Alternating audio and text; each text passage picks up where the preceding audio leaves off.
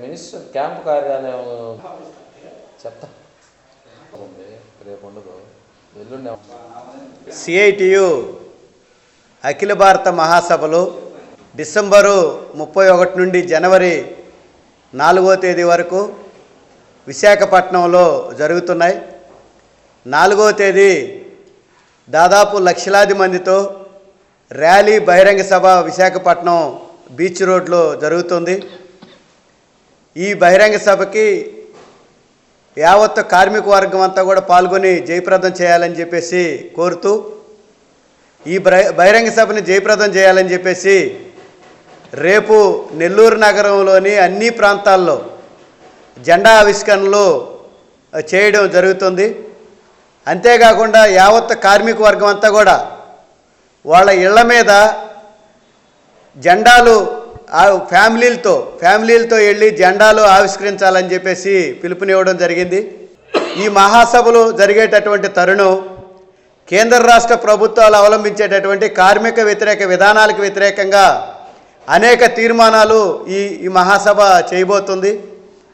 మోడీ ప్రభుత్వం అధికారంలోకి వచ్చిన తర్వాత దాదాపు మన స్వాతంత్రం రాకముందు కార్మికులు పోరాడి సాధించుకున్నటువంటి చట్టాలన్నింటినీ కూడా మార్చేసి యజమానులకి అనుకూలమైనటువంటి పద్ధతుల్లో ఈరోజు కార్మికులు కోరలు తీసేటటువంటి పరిస్థితుల్లో ఈరోజు ఈ ప్రభుత్వాలు అవలంబిస్తున్నాయి. లేబర్ కోడ్లు తీసుకొచ్చేసి యజమానులు అనుకూలమైన పద్ధతుల్లో తీసుకొచ్చింది. 8 గంటల పని విధానం అనేటటువంటిది పోయి 10 గంటలు 13 గంటలు అనేటటువంటి రావడం జరిగింది.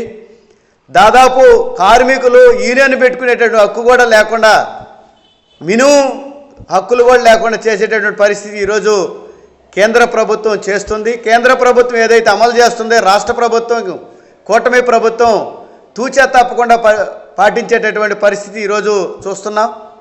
అంతేకాదు ఆ మహాసభలు ఈరోజు జరిగేటటువంటి మహాసభల్లో యావత్ కార్మిక వర్గం అంతా కూడా ఏ విధమైనటువంటి పద్ధతుల్లో అఖిల భారత మహాసభల్లో తీర్మానాలు చేయబోతున్నారు, కార్మిక వర్గానికి ఉపయోగపడేటటువంటి పద్ధతుల్లో చేయబోతున్నారు అనేటటువంటి ఎదురు చూసేటటువంటి పరిస్థితుల్లో ఈ మహాసభలు జరుగుతున్నాయి. అందుకని ఈ మహాసభలు జయప్రదం చేయాలని కోరుతూ జరిగేటటువంటి సిఐటి ఆధ్వర్యంలో జరిగేటటువంటి కార్యక్రమాల్లో ప్రజాతంత్రవాదులు కార్మికులు అందరూ కూడా పాల్గొని జయప్రదం చేయవలసిందిగా మేము విజ్ఞప్తి చేస్తున్నాం. ప్రభుత్వం అధికారంలో రాకముందు అనేక మాటలు చెప్పి అధికారంలోకి వచ్చిన తర్వాత ఆ విషయాన్ని పక్కన పెట్టి ప్రతి ఒక్కరు అకౌంట్లో 15 లక్షల రూపాయలు లెక్కన మీ అకౌంట్లు ఓపెన్ చేసుకోమని చెప్పిన మాటలు ఏమైపోయినాయి?